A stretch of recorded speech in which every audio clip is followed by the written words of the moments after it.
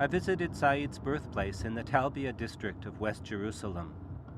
Though many people knew that Said had been born in this area, everyone was extremely vague about exactly where.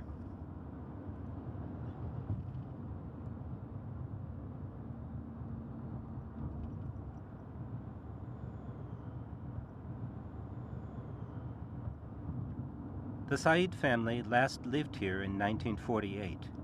In the years since then, street names and addresses had changed entirely, and it took several hours to find the house.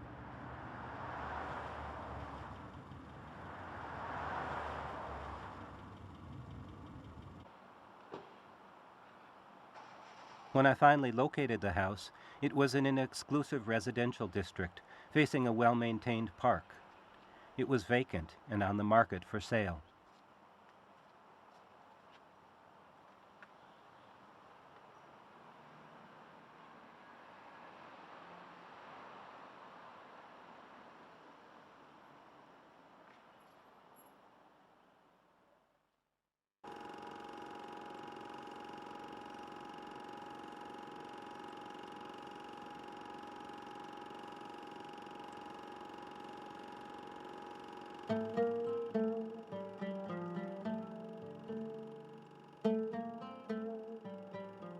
Our family home was in Talbia, a part of West Jerusalem that was sparsely inhabited, but had been built and lived in exclusively by Palestinian Christians like us.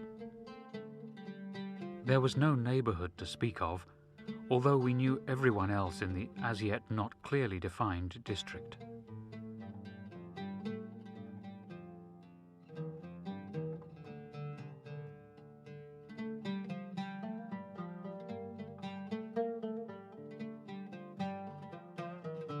It was a place I took for granted, the country I was from, where family and friends existed, it seems so retrospectively, with unreflecting ease.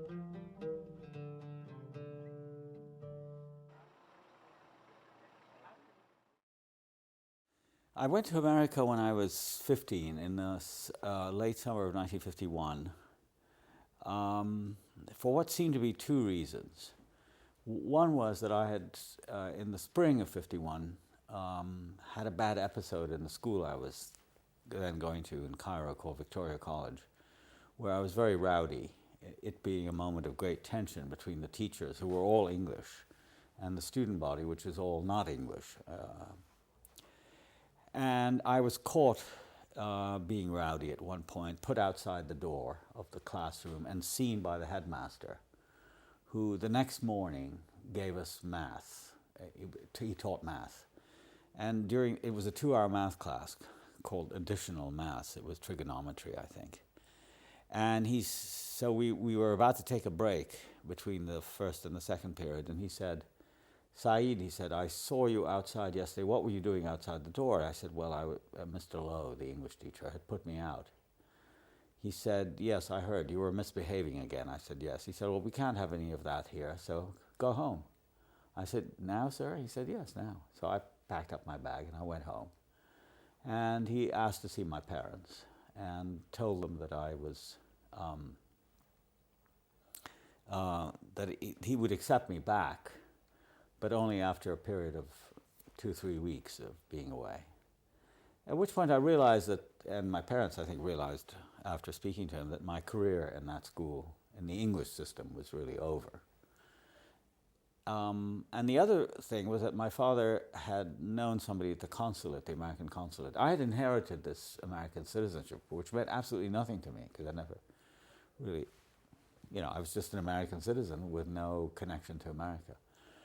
And he said that I had to live in America for 5 years before I was 21. And since I was, in order 50, to keep the citizenship. in order to keep it. And that turned out to be much later turned out to be unconstitutional. But anyway, so then they suddenly decided, my parents, that I should be sent away to America. And through a man called John Badeau, who was then the head of the American University, later became ambassador to Egypt under Kennedy. He was quite a good friend of my father's. I didn't much care for him. This school was found, Mount Hermon. And so I was sent there. So I really left with a kind of double load. I mean, there was this American citizenship which I was supposed to be preserving, and the other thing was I was, sort of forced out of what I really, in a sense, had known. I mean, I went to an entirely new world, and I don't think I ever really recovered from it. It was like the biggest shock of my life at that point, being away and being in America at the same time. And although I've been there now for over 50 years, I still don't feel I belong there.